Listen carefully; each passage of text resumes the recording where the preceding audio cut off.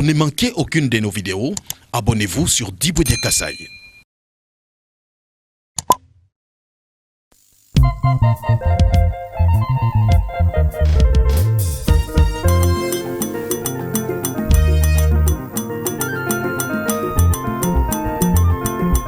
Thématique, qui est différent de la réhabilitation partielle, les points tatans, qui sont deux opérations différentes de la construction et de la réhabilitation systématique.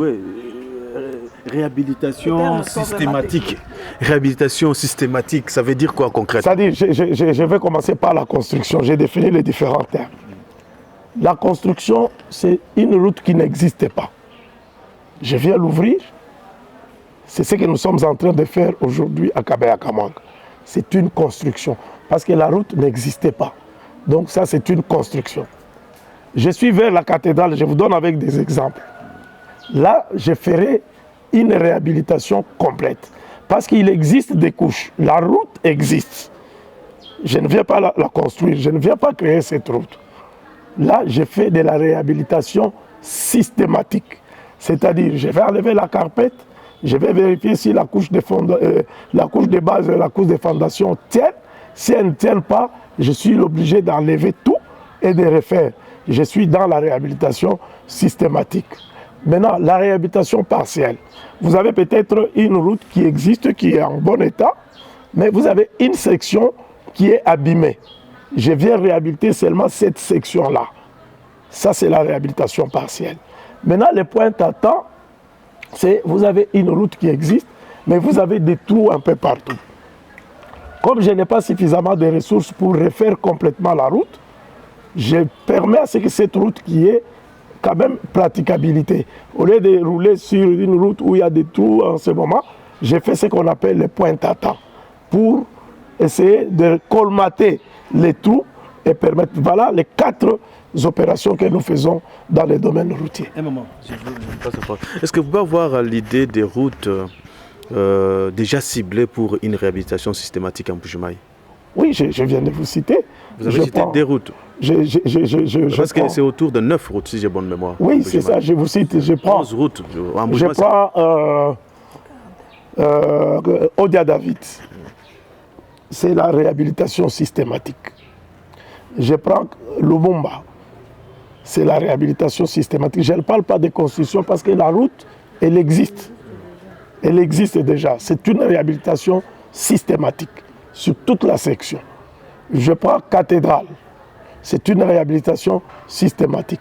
Donc, dans le projet Tchilégelou, nous aurons 2 opérations. La construction et la réparation, la réhabilitation systématique. D'accord. Monsieur le DG, vous venez de lancer les travaux à Kabea-Kamwanga. Pourquoi seulement Kabea-Kamwanga parmi tant de territoires qui composent le Kasaï oriental? Vous savez, Maman Bintou, il faut commencer quelque part. C'est comme pour Tchilégelou, les gens disent pourquoi on est venu au Kasaï. L'Équateur va nous poser la question. Je me rappelle une fois, nous nous sommes retrouvés au Parlement avec les VPM sortants. On nous a posé la question, pourquoi les Kasaï? Mais il faut commencer quelque part. Le choix de Kabea-Kamwanga, c'est un territoire de la province du Kasaï. Nous voulons commencer par là. Nous allons étendre dans les autres territoires.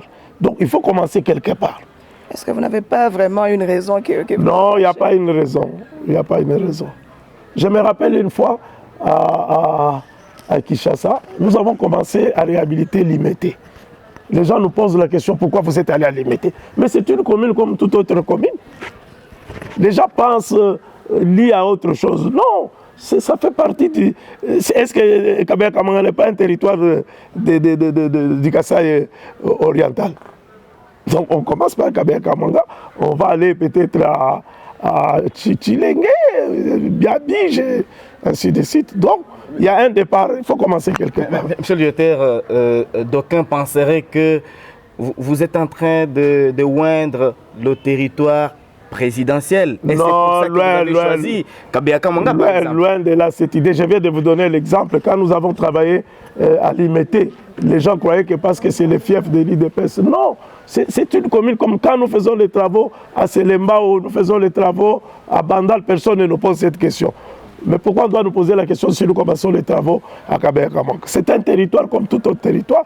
Il faut commencer quelque part, c'est ce qui est important. C'est cette volonté qui est affichée de réhabiliter les infrastructures. Monsieur le directeur général, le projet présidentiel Tshilé-Gelou cible la ville-province de Kinshasa et les provinces du Grand Kasaï. Vous avez la ville de Mbujimaï, la ville de Lusambo, la ville de Mweneditu, la ville de Kabinda, la ville de Kananga et de Chikapa. Les travaux ont été lancés le 27 mars 2021, mais nous constatons qu'il y a certaines villes de l'ex-province du Kassai oriental, notamment la ville de Mweneditu, la ville de Kananga et la ville de Lusambo, qui n'ont pas encore vu, Kabinda, qui n'ont pas encore vu les travaux débuter. Est-ce que vous tenez toujours au respect de ces délais de 36 mois pour toutes ces villes qui sont ciblées? Parce que jusque-là, nous constatons que les travaux sont exécutés qu'en Mbujimaï pour l'ex-province du Kassai oriental, à Mweneditu. Il n'y a pas de travaux Tshilé-Gelou. À Kabinda, il n'y a pas de travaux Tshilé-Gelou. À Lusambo, il n'y a pas de travaux Tshilé-Gelou. Merci pour la question. Tout à l'heure, avant que je vienne, c'est l'honorable Mangue de Lomami qui m'a appelé, qui m'a posé cette question-là. Je lui ai répondu ce que je vais donner comme réponse.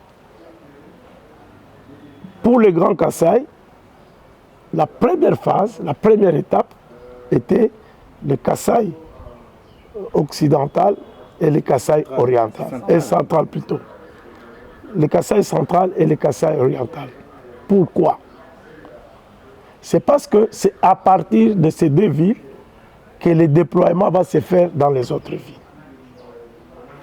En termes d'amener du matériel, en termes de matériaux.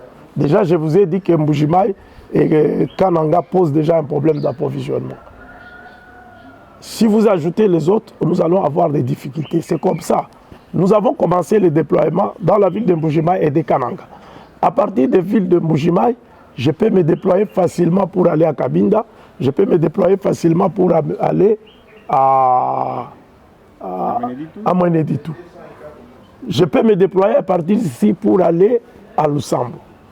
Et à partir de Kananga, comme à partir de Kinshasa, parce que la route est bonne, de Kinshasa jusqu'à Chikapa, le déploiement peut se faire à travers. Donc, c'est bien étudié, il y a toute une cartographie qui est faite. Mais n'oubliez pas, quand je prends Lusambo, je dois amener du matériel à partir d'ici pour Lusambo. La route est dans quel état? Mauvais état. Donc nous attendons, je crois, mon collègue de l'office de route, d'ici va intervenir sur cette route. Et à ce moment-là, nous avons la possibilité de pouvoir. Hier, nous avons fait, par exemple, Mopompa. J'ai vu qu'au mois d'avril, moi j'ai fait cette route pour aller à Kananga. J'ai dit dormir à Mopompa. Mais hier, j'ai vu qu'on faisait du 80 km à l'heure. L'office de route est arrivé, nous sommes allés en Domba. On a fait du 80 km à l'heure, ils sont à 14 km, il reste 14 km pour arriver en Domba. Donc il y a un travail qui est en train d'être fait. Dès que vous savez que les 40 km pour entrer à Kabinda, c'est catastrophique. Et moi j'ai fait ça. Les 40 km pour entrer à Mweneditu, ce n'est pas facile. Donc nous attendons qu'on puisse arranger les routes et l'amener du matériel, et le matériel se fera très progressivement.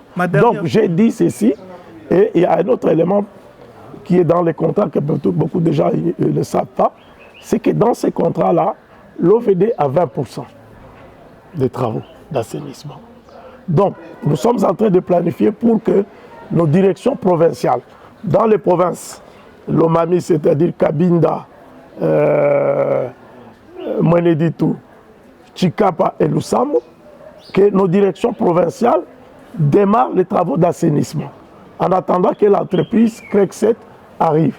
C'est ça la stratégie qu'on est en train de... Monsieur le directeur général, je devrais bien évidemment vous poser cette question. Vous avez fait plusieurs déplacements en quelques mois dans la ville de Mbujimaï concernant le projet Tshilé-Gelou. Quel est le rôle exact que l'Office des voiries et drainage, OVD, votre office, joue dans l'exécution de ces projets présidentiels?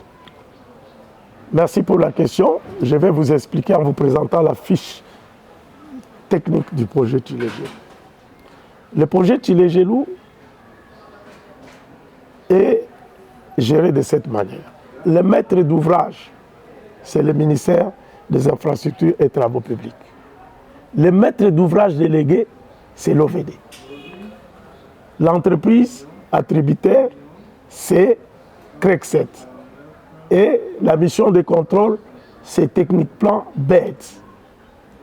Donc, tous ces mécanismes-là ont été faits en suivant la procédure de passation des marchés. Donc, l'OVD, c'est l'OVD qui a fait les études. Toutes les études de ces projets, c'est l'OVD qui les a exécutés. L'entreprise ne fait que les études d'exécution. L'OVD assure la surveillance aussi, en sa qualité de maître d'ouvrage délégué. Assure la surveillance des travaux. C'est l'interlocuteur entre... Parce que nous sommes représentés sur les chantiers par la mission de contrôle. La mission de contrôle, c'est notre courroie de transmission entre l'entreprise et l'OVD. Nous, avec notre qualité de maître d'ouvrage délégué, c'est-à-dire les ministres nous délèguent, parce que c'est nous qui avons signé les contrats avec l'entreprise. Donc, nous avons le droit de regard sur ces projets. Voilà le rôle de l'OVD dans les projets Tilé-Gelou. Je continue à vous présenter la fiche technique parce que c'est un élément, je suis sûr que vous allez me poser la question, mais j'anticipe. C'est sur le financement de Tilé-Gelou. Parce que beaucoup de gens reviennent là-dessus. Je vais vous expliquer quel est le financement, quelle est l'approche de financement de Tilé-Gelou. L'approche de financement de Tilé-Gelou, c'est PPP. C'est le partenariat public-privé. Ça signifie quoi? L'entreprise CREC est allée chercher sa ligne de crédit dans une banque locale qui est l'IBA. Et l'IBA lui a ouvert une ligne de crédit. Ils sont venus avec cette ligne de crédit chez nous. Ils nous ont posé la question. Nous sommes allés voir le ministre pour assurer la garantie des remboursements. Et cette garantie de remboursement est assurée par les fondaires. C'est-à-dire la quotité qui revient aux fondaires est prise en compte pour pouvoir rembourser l'argent. Ça signifie quoi? Aujourd'hui, tous les travaux que vous voyez là, c'est l'argent que CREC7 met. Nous avons un compte dépôt au niveau de l'IBA où les fondaires mettent de l'argent. Et ce compte, il est actionné que quand l'entreprise paye et présente les factures, et c'est ça qui permet de rembourser. Jusqu'à aujourd'hui, l'entreprise n'a présenté qu'une facture de 770 000 $. Et dans ce compte-là, nous avons à peu près 7 millions. Donc, ce compte-là, il est bougé que par la facturation. Donc, quand les gens croient qu'on a parlé de 21 millions de $, on croit que les 21 millions de $ sont chez les directeurs provinciaux. Non, on ne les voit même pas. C'est à travers la banque. Monsieur le directeur général, ma dernière question pour donner la parole à d'autres confrères.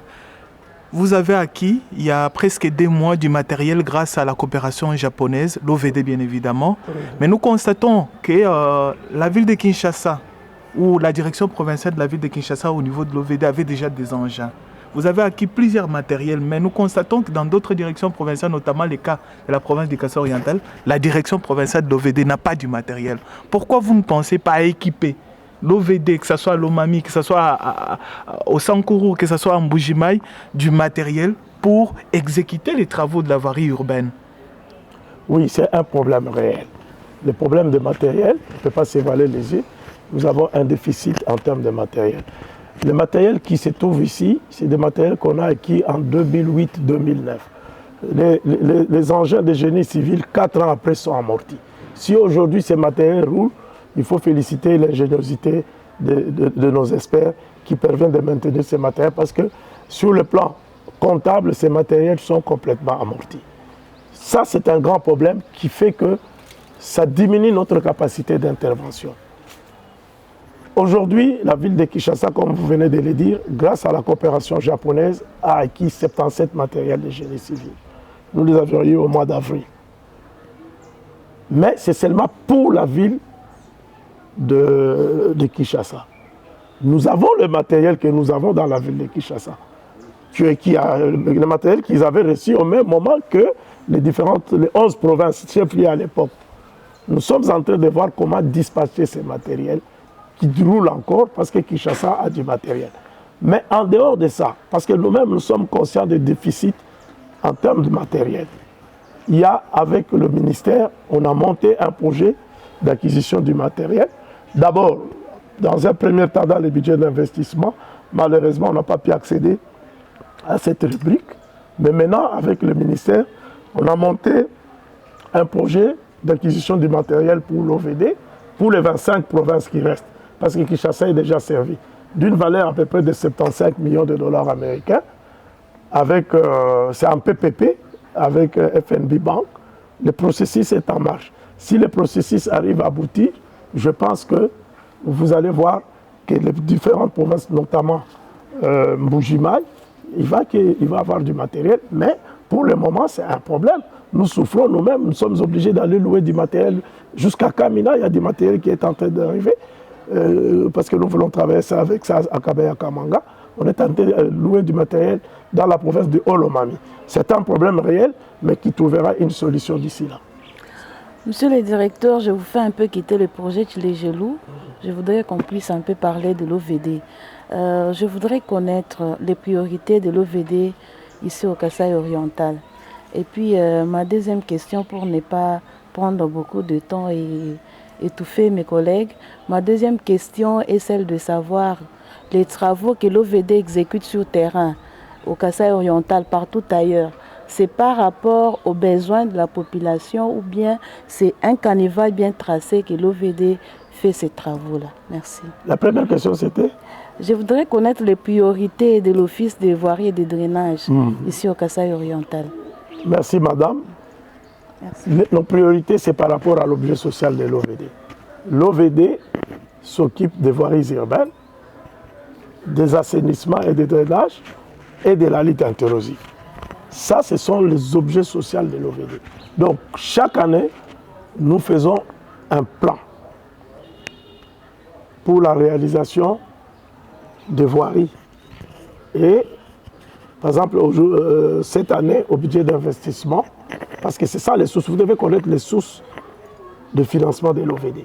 Les sources de financement de l'OVD, c'est le trésor public, c'est-à-dire les budgets d'investissement. Vous avez les fonds en termes d'entretien et vous avez d'autres modes qu'on peut monter, c'est-à-dire en bilatéral, en multilatéral, peut-être avec la Banque mondiale, avec la BAD et avec les Japonais. Mais ça, ce sont des appuis tout à fait ponctuels. La source principale pour nous, c'est le trésor public. Vous savez aussi que les budgets de l'État se sont amenuisés. Il y a la Covid, il y a beaucoup de priorités, notamment par exemple la sécurité à l'Est, où le gouvernement est en train de mettre du paquet, ce qui fait que le budget d'investissement pose un problème. Nous étions à 10 milliards en 2020, qui a été réduit pratiquement à 5-6 milliards. Vous comprenez que le secteur des infrastructures demande une mobilisation importante des ressources financières. Si vous n'avez pas les ressources financières, vous aurez difficile à pouvoir exister. Je vous ai dit que les taux de délabrement de nos infrastructures, c'est entre 90 et 95%. Je vous donne un exemple.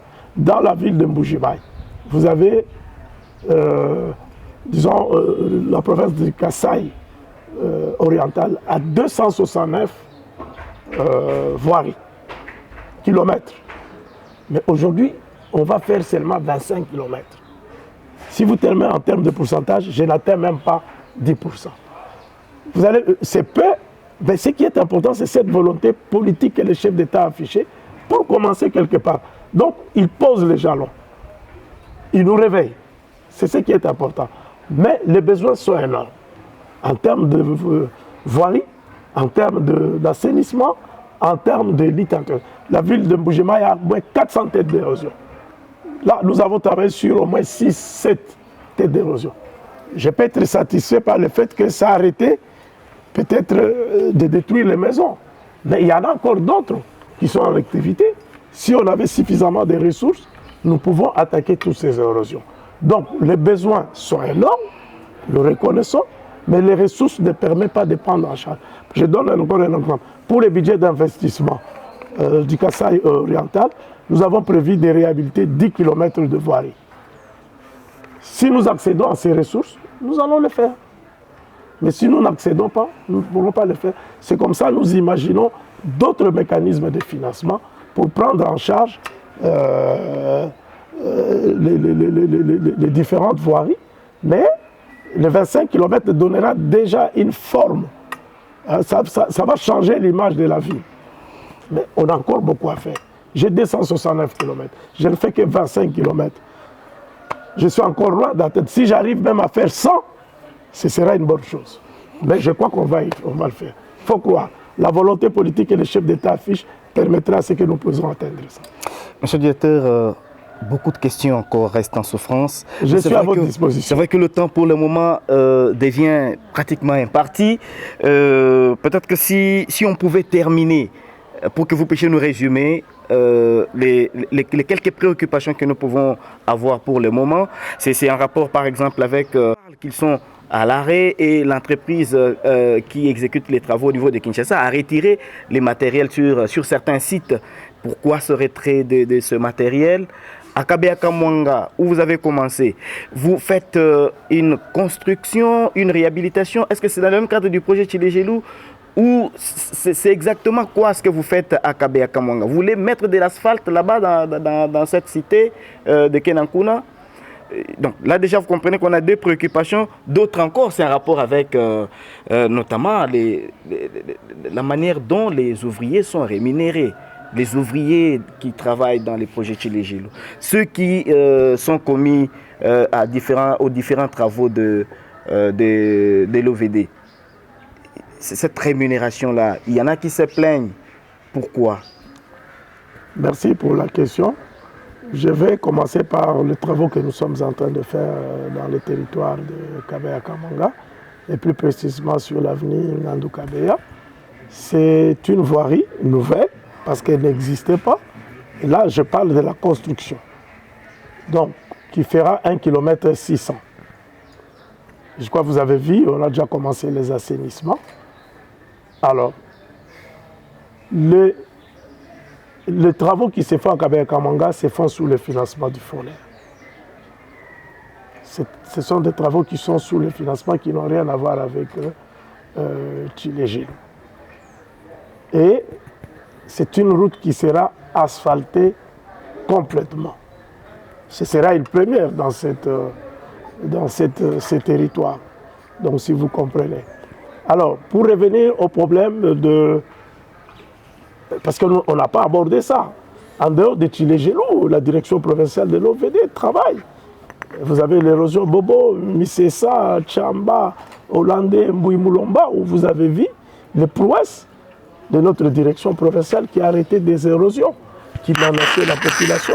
Vous êtes en train de voir ce que nous sommes en train de faire comme travaux sous financement de l'OVD sur le rond-point Kalalawankata. Donc, ça, ce sont des financements FONER qui permettent de faire. Alors, pour revenir au problème de la paye des travailleurs, ce qui est important, ce qu'il faut retenir, c'est les SMIC. Les SMIC, c'est 3 500. L'OVD paye les tous travaux, c'est comme à Kinshasa, nous les payons aussi à 5 000 $, à 5 000 francs, qui est supérieur au SMIC que l'État a fixé. C'est 3 500, vous pouvez vérifier. Nous sommes à 5 000 pour un TT. Un ouvrier qualifié, il est dans les 8 000. Un ouvrier qualifié. Je crois le paiement qu'on fait, c'est en fonction des ressources qu'on reçoit. Parce qu'il ne faut pas qu'on mette toutes les ressources seulement dans la main-d'œuvre. Nous devons faire les travaux. Ce qui est important, c'est de voir est-ce qu'on est en deçà des SMIC ou bien au-dessus des SMIC. Mais vous constatez que le SMIC est à 3 500, nous sommes à 5 000. Je pense que c'est important. Et de temps en temps, on leur donne peut-être 1 000 francs pour manger, ainsi de suite. Je pense que ça ne peut pas constituer un problème. C'est d'expliquer aux gens que l'OVD fait un effort, il est au-dessus. Alors, en ce qui concerne le projet de Tchilégelou, je sais quand je suis passé pour la première fois, ils étaient, je crois, à 3 500. J'ai fait bousculer nos amis pour qu'ils rejoignent ne fût-ce que les taux que l'OVD est en train d'appliquer. On est sur ça, je crois qu'ils sont à 4 500 si je ne me trompe pas, mais nous allons pousser nos amis chinois pour qu'on aille de l'avant. Alors, en ce qui concerne le projet de Tchilégelou, dans la ville de Kinshasa, il est suffisamment avancé. Je crois que demain, il y a une visite qui va se faire. Ceux qui ont suivi vendredi passé sur l'émission de mai Mutombo, infrastructure, ils ont vu les images qu'il a présenté sur l'avancement du projet Tshilé-Gelou. Sur les 17 avenues dans la ville de Kinshasa, il y a 11 qui sont en train d'être travaillées et suffisamment avancées en termes d'assainissement. Nous n'avons pas encore commencé la chaussée. Je vous ai expliqué pourquoi nous commençons par les assainissements. Alors là où se pose le problème, c'est l'avenue Terre Jaune, parce que c'est cette avenue où le chef d'État a lancé les travaux. C'est une avenue qui fait 2 km. Nous avons travaillé les assainissements de 2 côtés sur 1300 mètres. Donc nous avons déjà fait les assainissements de 2600 mètres. Quand on arrive à 1300, devant nous, nous nous retrouvons avec des obstacles dans l'emprise de la route. Il y a des maisons sur l'emprise de la route. Les jeunes gens de ces quartiers menacent les Chinois et disent: si vous venez détruire, on va brûler vos engins. Nous avons demandé aux Chinois d'abord d'enlever les engins et nous avons utilisé un honorable qui est très populaire là-bas pour négocier. C'est le travail qui est en train d'être fait et aujourd'hui, je crois on a aux signatures d'actes d'engagement pour que les gens acceptent de céder, de sortir de l'emprise de la route. Parce que ça, c'est délicat, ces choses-là. Quand vous avez des gens, vous ne pouvez pas détruire leur maison sans l'autorisation de l'hôtel de ville. Il y a tout un processus à faire. C'est à ça. Nous sommes au bout. Je crois après l'émission, je vais vous montrer les actes d'engagement qui sont en train de signer, parce que ça se trouve dans mon téléphone. Vous allez voir que c'est ce que les gens disent, que les travaux sont arrêtés. Mais à Kinshasa, nous sommes sur 11. Nous sommes sur boucle de Kingabois. Nous sommes sur l'avenue de l'OVD. Nous sommes à Makanza. Nous sommes sur Assosa. Nous sommes à Mayala, à Dona Béatrice. Nous sommes sur l'avenue du fleuve, Ngouga, vers le fleuve là-bas. Il y a des activités qui sont... Nous sommes sur l'avenue Ngandakilo. Donc, nous avons au moins sur les 17 acteurs, il y a 11 qui sont pris en charge. Ce sont des mauvaises langues qui disent qu'il n'y a pas d'activité. Voilà. Mais c'est visible. Oui. On n'a même pas besoin que nous soyons là. Les gens, j'ai cité les avenues. Les gens, il y a Thierry de Top Congo qui m'avait posé cette question. Je lui ai dit, au lieu que vous parlez, je vous invite à venir visiter avec moi. Et puis nous allons faire l'émission. Comme ça, vous allez dire si Tshilé-Gelou est à Barche ou pas.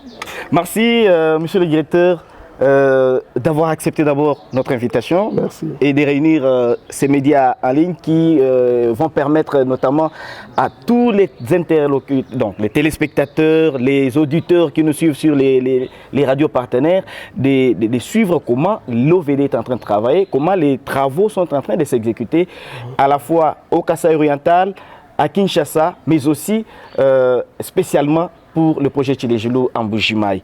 Madame, Monsieur, c'est complètement terminé pour ce numéro. Vous pouvez peut-être ajouter quelque chose. Oui, on ne travaille pas seulement au Kasaï oriental. Oui. On travaille dans toutes les provinces.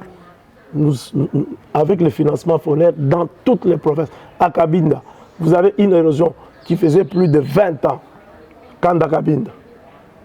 Aujourd'hui, les gens passent. Donc, vous allez à Guémena, nous avons travaillé. Vous allez à Kananga, dans toutes les provinces, parce que nous avons eu le financement du FONER, l'OVD a travaillé. Donc, qu'on ne réduit pas l'OVD seulement au Kasaï. Nous sommes sur toute l'étendue de la République démocratique. Un détail qu'il fallait. Voilà, madame, messieurs, nous venons complètement là de chuter avec cette émission. Ce numéro qui a permis de recevoir le directeur général de l'Office de voirie et drainage, l'ingénieur Victor Toumba Chikela, qui a répondu aux questions des confrères Josie Djiboué Kasai pour les comptes de Djiboué Kasai TV, Marie-Claire Afiabintou pour les comptes de Grand Kasai Media TV, Germain Loubela qui était là pour les comptes de infrastructures et grands travaux, Tercia Kabedi à ma gauche, qui était là pour les comptes de Clairon Pro TV, et Marc-Valentin Kalsindaf Sindai était là pour les comptes des coulisses TV. Madame, Messieurs, nous étions servis de l'autre côté de la réalisation par Richard Kabongo, Hamilton Ngwaka, James Mouchia. Voilà, cette grande équipe qui a permis à ce que nous puissions vous atteindre. Gaston également était du côté de la caméra. Nous vous disons sincèrement merci, madame, messieurs, et prochain rendez-vous à la prochaine. Toutefois, monsieur le directeur, nous espérons que lorsque vous serez de passage ici, vous me verrez souvent ici. Merci beaucoup. Alors, tant que le projet Tchilé Gelou est en train de se faire, vous me verrez souvent ici. Merci beaucoup. Alors, on se dit au revoir et à la prochaine. Merci. Merci. Photo de famille. Pour ne manquer aucune de nos vidéos, abonnez-vous sur Diboudia Kassai.